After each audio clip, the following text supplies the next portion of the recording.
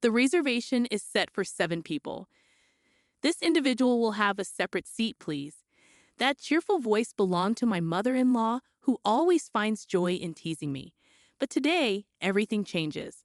Armed with a secret, I've decided it's time to reveal all to our relatives. My name is Emily. I'm 28 and work as a chef. I met my husband, Chris, at a popular restaurant where I worked after culinary school. Chris manages his family's electronics store, a business passed down for 3 generations. After his father's passing last year, Chris became the 3rd-generation owner. I come from a simple family, but cooking runs in our blood. My parents and older brother are all chefs, and I've been cooking since childhood. With talent and hard work, I graduated top of my class. Cooking has always been my passion, but things changed after marrying Chris. Right after we tied the knot, I moved in with my mother-in-law. Chris had always lived at home, and with his father's recent passing, he felt it was necessary for me to be there to support his mother. I had imagined our married life eagerly, knowing that eventually, as the eldest son, we would reside with his mother. However, I hadn't anticipated it happening so soon. Maybe I should have expressed my concerns before marriage, but given the circumstances, I didn't want to seem difficult. Nonetheless, what's done is done. However, when we initially moved in together, my mother-in-law was incredibly kind. She would bring me cream puffs from my favorite bakery and insisted on taking care of most household chores. Reasoning that I was working, she handled all the cooking, but I struggled with the taste. It seemed her dishes were always too intense for my palate. I later learned she hailed from the southern part of the country, where people supposedly prefer salty foods. However, not everyone from the South shares this taste preference. Some of my Southern co-workers actually preferred milder flavors. Regardless, my mother-in-law's cooking went beyond salty. Her stews were so dark, I couldn't discern the ingredients, and they tasted like concentrated barbecue sauce. She would insist I have more, claiming it complemented bread well. When I voiced my struggle with the saltiness, Chris would ask if she had toned it down, to which she would reply with uncertainty, adjusting the seasoning based on my feedback. It left me feeling uneasy. We carried on like this for a while, but my work started to suffer. Constantly eating my mother-in-law's meals seemed to numb my taste buds, making it hard for me to discern flavors. Thankfully, the head chef always checked my dishes before service, sparing me any reprimands. Realizing this couldn't continue, I began waking up earlier than my mother-in-law, especially for breakfast, which seemed to alleviate some of my struggles at work. Oddly, her demeanor toward me grew colder. She started ignoring my greetings and even criticized my cooking. "Emily, this lacks flavor. You need to season it properly. Just because you're busy, what's your excuse?" "But mother-in-law, I've seasoned it as per the recipe. Please taste it." She did, only to respond, "It's still bland. Can't you tell?" Adding more would be unhealthy. What's wrong with enjoying good food? Don't let your skills go to waste. With that, she poured an excessive amount of soy sauce over my dish. "I'm concerned about our health." I protested, but she brushed it off. I had a hunch about what triggered my mother-in-law's sudden change in behavior. It stemmed from an incident at my niece's birthday party hosted at our home. My husband has 2 sisters, both married and living separately. Despite our limited interactions, they've always been kind, even offering to intervene if I faced any issues with my mother-in-law. Their husbands are also pleasant individuals. During the party, which celebrated my older sister-in-law's daughter turning 5, I assisted my mother-in-law in the kitchen. The dining table boasted an array of dishes, each clearly labeled with its creator. As the festivities commenced, my sister-in-law remarked, "Our daughter adores the omelette rice from Emily's restaurant. Having it here today is a treat." "I actually make the omelettes at work," I responded, prompting praise from the birthday girl herself.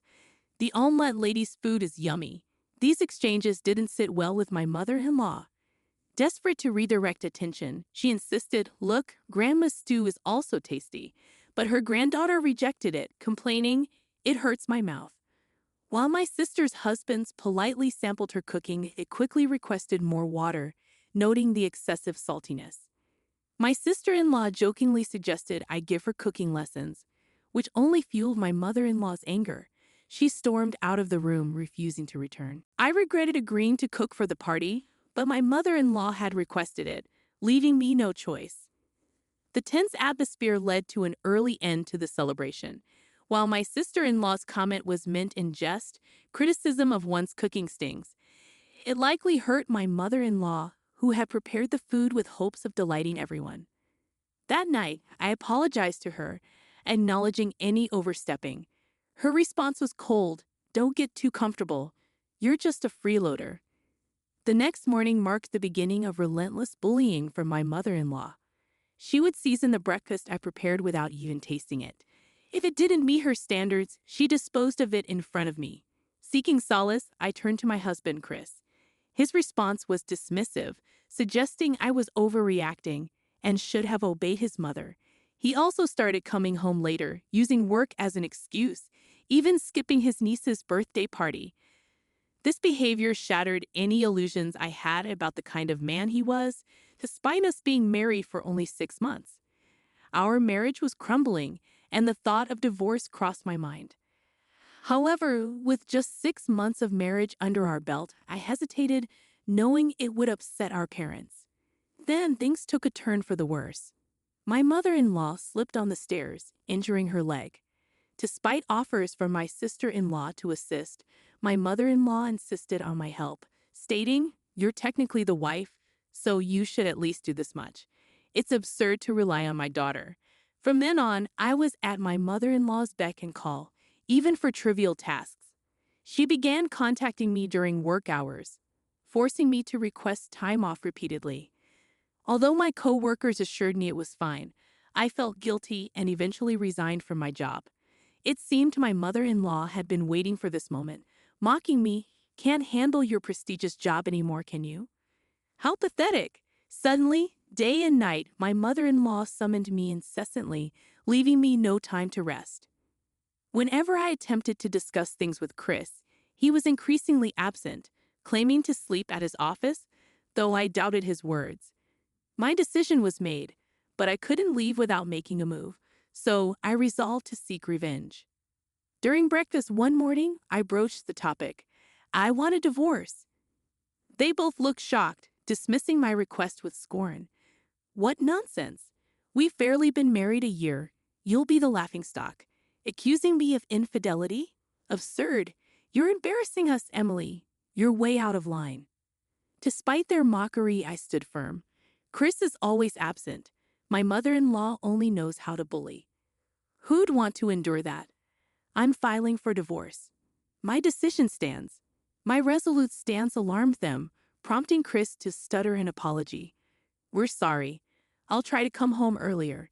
You can even stay at your parents' for a while." "But my mom's injured, and I have work. Can't you stay until she recovers?"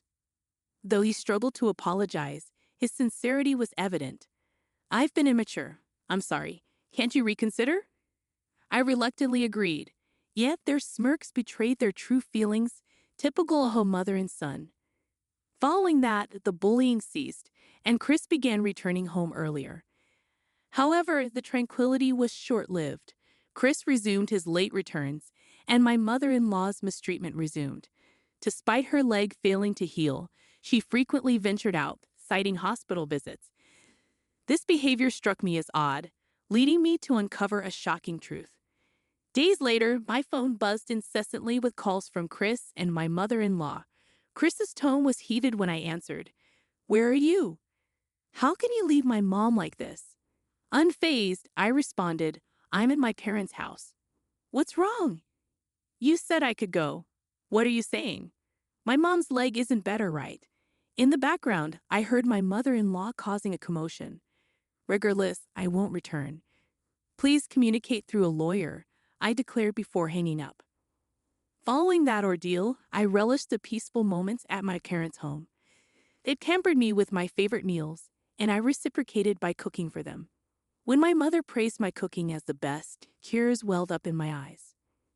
A few days later, I received an unexpected call from my dreaded mother-in-law. She apologized for her past behavior and extended an invitation to her upcoming birthday party, insisting I attend. The celebration would take place at a chic restaurant near the station, renowned for its new French-trained chef and authentic cuisine. Though not obligated, I saw it as an opportunity and accepted eagerly. My mother-in-law was thrilled, emphasizing the importance of my presence and promptly sharing the details. On the day of the birthday party the following week, Chris and my mother-in-law awaited me at the restaurant entrance. As I approached, Chris wore a smirk, and my heart sank. The gathering mirrored the previous one. Two sets of sister-in-laws with their husbands and a little girl, alongside my mother-in-law, husband, and myself, totaling 8. The impending divorce remained a secret, with instructions to disclose it after the meal. Amidst the anticipation, the sister-in-laws and their spouses arrived. "Emily, it's been too long. You look stunning as always," they greeted warmly. With everyone present, we proceeded into the restaurant. However, our party of 8 seemed to puzzle the waiter. "Is the reservation for 7 people?" "We're 8, he questioned. Before I could respond, my mother-in-law interjected loudly, "The reservation is indeed for 7. We prefer this person to be seated separately, please," pointing at me as she spoke. As I was pushed forward, confusion painted the faces of the sister-in-laws and their husbands, while Chris and my mother-in-law exchanged smirks. So this was their plan. How amusing. "Emily has a surprise, doesn't she?" My mother-in-law declared, revealing the supposed surprise at her own birthday party, much to my bewilderment. Well, if my mother-in-law enjoys surprises, then I'll gladly provide one. "Emily, is it true?" The sisters-in-law appeared concerned, prompting my response, "Yes, indeed." I had hoped to keep it under wraps, but my mother-in-law caught wind of it. "Pardon me, is there an available seat?" I inquired of the waiter, who kindly led me to a seat out of sight from my in-laws, a welcome relief. While they enjoyed their meal, including a specially prepared kids' meal for one of the sisters-in-law's daughters, I remained out of their view. The atmosphere seemed pleasant. The young girl exclaimed joyfully, "Wow, this tastes just like my sister's omelet." Her sisters echoed similar sentiments, praising the food's deliciousness. My mother-in-law beamed with pride, boasting, "You see? Since the chef changed, the flavors have vastly improved. Wait until you try the meat dishes after this," she boasted, with my husband nodding in agreement. Then came the moment my mother-in-law had eagerly awaited, the arrival of the meat dish she had boasted about. A tantalizing plate was placed in front of my sister-in-law and her husband. However, as minutes passed, no food arrived for my mother-in-law and husband. Growing impatient, they beckoned the waiter, demanding answers. "What's the holdup?" My mother-in-law's voice boomed, the loudness seeming out of place in the elegant restaurant, prompting grimaces from nearby patrons. "The chef himself will serve your dishes. Please be patient," the waiter calmly responded, to which my mother-in-law retorted, "Oh, really? Is it because we're regulars?" Despite her tone, she didn't appear entirely displeased. "Apologies for the delay," they muttered, clearly expecting a waiter, but were met with shock when they saw who brought their dishes. Their eyes widened in disbelief as they gazed upon me, donning a chef's coat. "What? Emily, what's going on?" So this is what a surprise feels like. "Emily, you never fail to surprise us." Despite the sisters-in-law's amazement, my husband and mother-in-law wore expressions that clearly said, "This isn't what we had planned." Ignoring their reactions, I proceeded to serve the dishes without a care in the world. "I've prepared this dish especially tailored to your tastes," I announced as I placed a peculiar black lump smothered in rich soy sauce in front of my mother-in-law. With a flourish, I poured even more soy sauce onto it. She stood frozen, clearly taken aback. And for our special guest, I continued, presenting a plate adorned with an assortment of batteries, ranging from AA to D.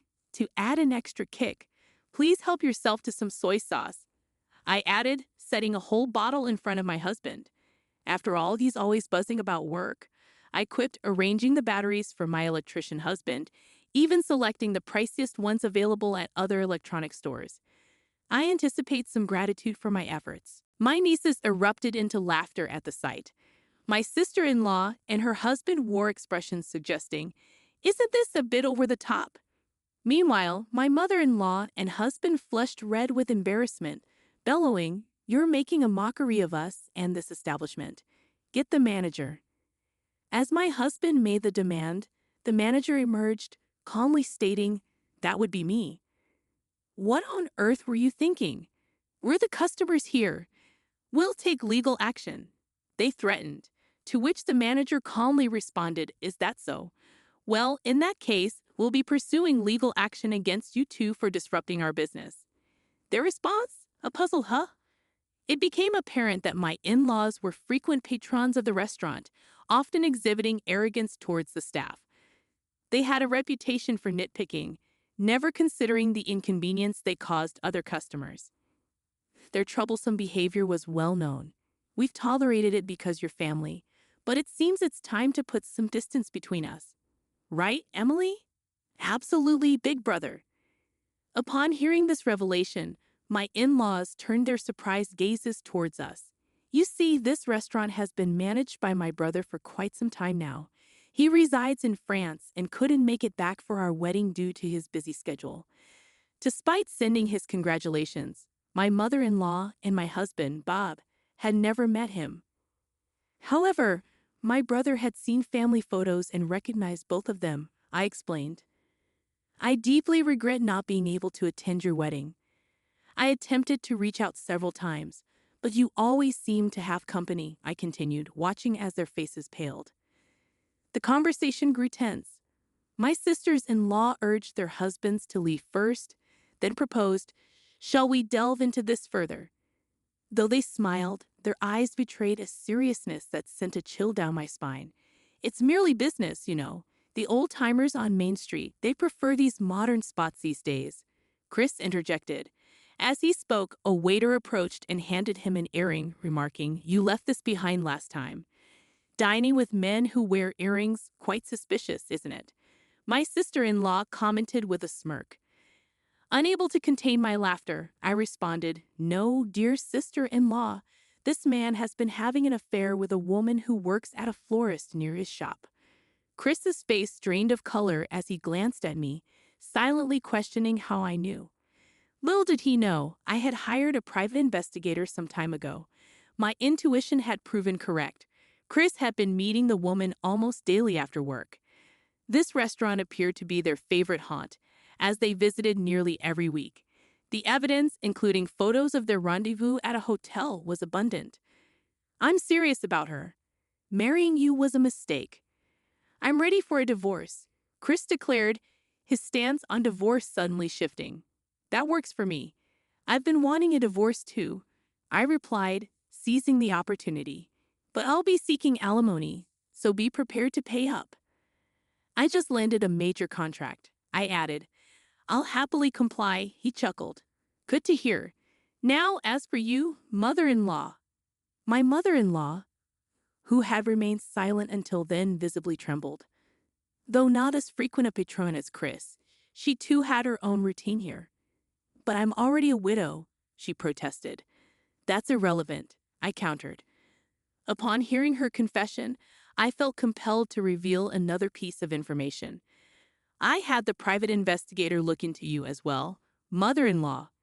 It seems your relationship with your partner has been ongoing for about 5 years. However, didn't father-in-law pass away just last year?"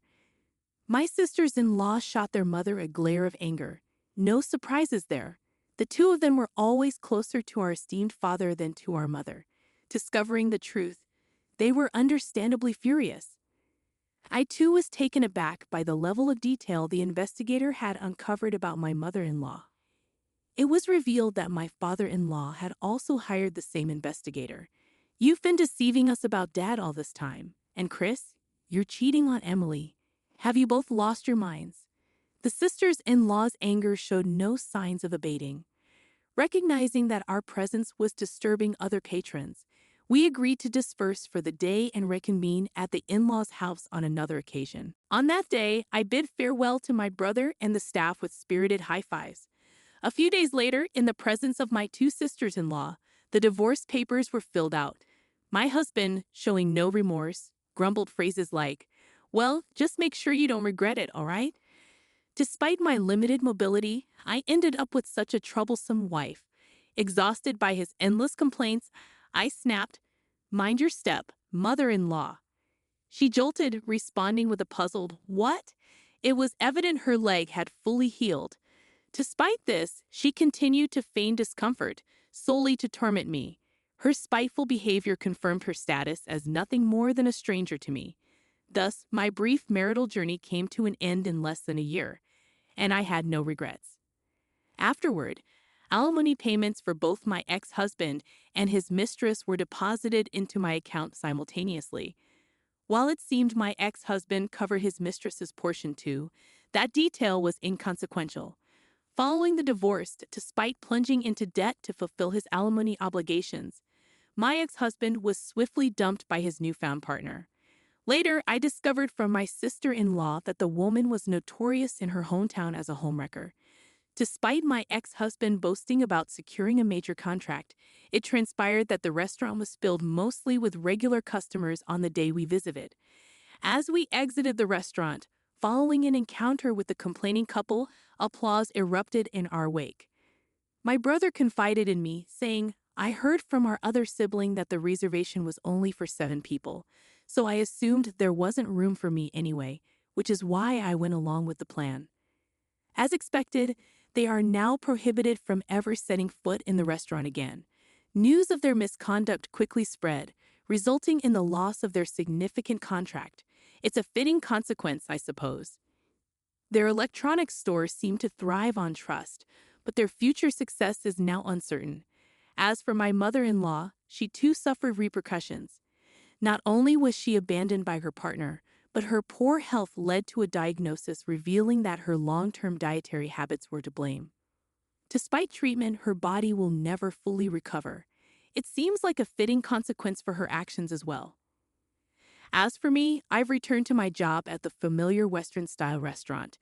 Despite the tumultuous events, my colleagues warmly embraced me back into the fold. "Welcome back, omelette lady," they greeted me with affection. My sisters-in-law remain loyal patrons of the restaurant. They severed ties with their mother and brother following the incident. They couldn't overlook the betrayal towards me, someone they had treated like a younger sister, and the deceit towards their late father. Their resolve to maintain this distance remains steadfast. Despite the challenges, my true joy lies in the kitchen. Cooking brings me unparalleled happiness, and in this moment, I find myself